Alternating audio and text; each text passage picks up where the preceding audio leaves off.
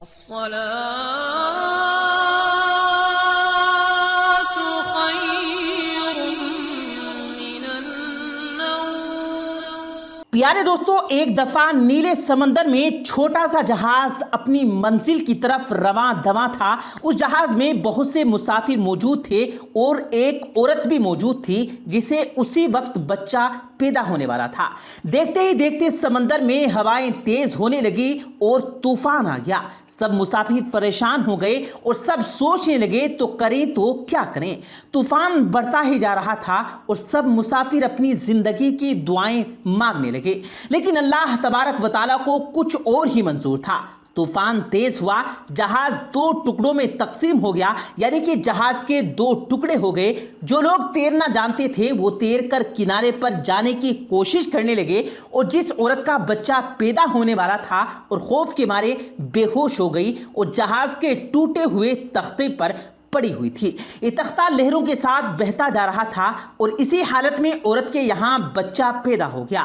اللہ تبارک و تعالیٰ کی طرف سے ملک الموت کو حکم ہوا کہ اسی حالت میں اس عورت کی جان نکال لی جائے، یعنی کہ اس عورت کی روح قبض کر لی جائے۔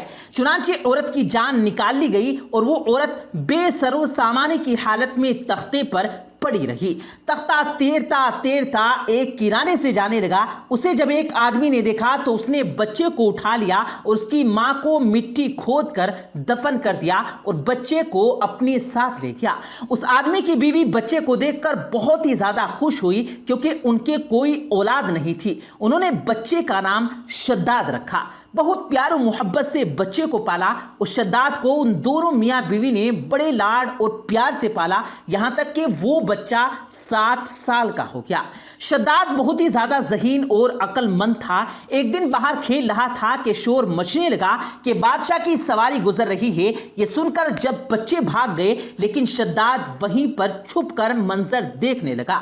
جب سارا لشکر گزر گیا تو بادشاہ کے کچھ پیادے پیچھے سے دیکھنے کے لیے گزر رہے تھے کہ کوئی چیز چھوٹ تو نہیں گئی۔ ان کو ایک پوٹلی گری ہوئی ملی جس میں سرمے دانی تھی۔ انہوں نے شداد کو بھی وہاں دیکھ لیا۔ انہوں نے سوچا کہ اس بچے پر تجربہ کیا جائے کہ اس کے سرمے میں کیا ہے۔ انہوں نے شداد کو بلایا اور کہا، بیٹا ادھر آؤ، تمہاری آنکھوں میں سرما لگاؤں گا، اس سے تمہاری آنکھیں بہت اچھی دکھنے لگیں گی۔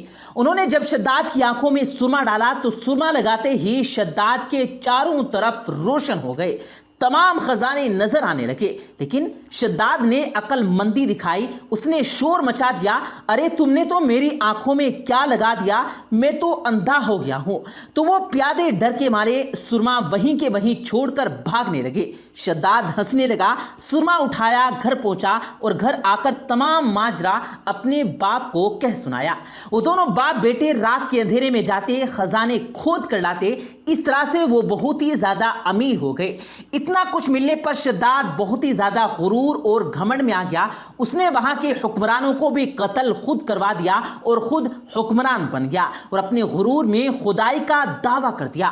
اس نے کہا کہ اللہ کی جنت اور دوزخ کیا چیز ہے، میں خود جنت بناؤں گا۔ اس نے اپنی جنت بنانا شروع کر دی، جسے بنانے میں 12 سال لگ گئے۔ اس جنت میں اس نے دودھ اور شراب کی نہریں چلائی، یاقوت اور جواہرات، خوبصورت پرندے چاندی کی اینٹوں پر بنوائے گئے اور ہر کام پر پہرے دار مقرر کیے گئے۔ جب شداد نے جنت تیار کروا لی تو اسے دیکھنے کے لیے انتہائی غرور کے ساتھ روانہ ہوا اور وہاں پہنچا تو شہر کے دروازے پر ایک اجنبی آدمی کو دیکھا تو پوچھا کہ تم کون ہو اور یہاں کیا کر رہے ہو؟ اس نے جواب دیا کہ میں اسرائیل ہوں اور میں تمہاری روح قبض کرنے آیا ہوں، یعنی کہ تمہاری جان ختم کرنے کے لیے آیا ہوں۔ تو شداد نے کہا کہ مجھے ایک نظر اپنی جنت کو دیکھ لینے دو، بس اتنی سی مہلت مجھے دے دو کہ میں اس شہر کا نظارہ کر سکوں۔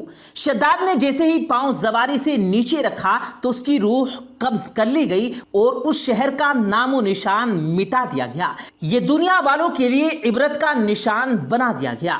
تو دوستو ہمیں اللہ رب العزت کی بارگاہ میں ہمیشہ توبہ و استغفار کرتے رہنا چاہیے، اور جو بھی انسان اپنی دولت اور شہرت پر تکبر کرتا ہے اللہ تبارک و تعالیٰ اس کا انجام بہت برا کرتا ہے۔ اسی کو لے کر یعنی تکبر اور گھمنڈ کو لے کر ایک شخص حضرت علی رضی اللہ تعالیٰ عنہ کی خدمت میں آیا اور عرض کرنے لگا، یا علی تکبر کا علاج کیا ہے؟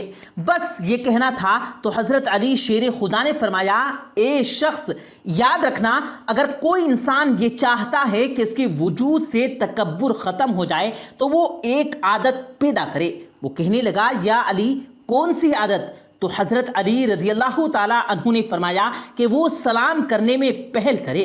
جو انسان سلام کرنے میں پہل کرتا ہے تکبر اس کے وجود میں داخل نہیں ہو سکتا، اور اس کے پاس مال و دولت ہونے کے باوجود بھی سلام کی برکت سے وہ تکبر اور عنایت سے پاک اور صاف رہے گا، اور اس کو اللہ تبارک و تعالیٰ دنیا اور آخرت دونوں جہانوں میں سرخرو کرے گا، اور سب کی نظروں میں اس کے لیے عزت ہوگی۔ اللہ تبارک و تعالیٰ سے دعا ہے کہ تمام امت مسلمہ کو تکبر، گھمنڈ اور ریاکاری جیسے گناہوں سے پاک رکھے، اور تمام مسلمانوں کو 5 وقت کی نماز ادا کرنے کی توفیق عطا فرمائے، آمین ثم آمین۔ اور ہمارے جتنے بھی بھائی بہن اس ویڈیو کو دیکھ کر ان باتوں پر عمل کرنے کی کوشش کریں، اللہ تبارک و تعالیٰ سے دعا ہے کہ ان کے مال و دولت میں خوب اضافہ کر دے، ان کے مال و دولت میں خوب برکت کر دے، تاکہ وہ بھی غریبوں اور مفلسوں کی مدد کر سکے۔ اور آخر میں ہمارے تمام بھائیوں اور بہنوں سے ایک چھوٹی سی گزارش ہے کہ اس ویڈیو کو اپنے قریبی دوستوں کے ساتھ ضرور پہنچائیں،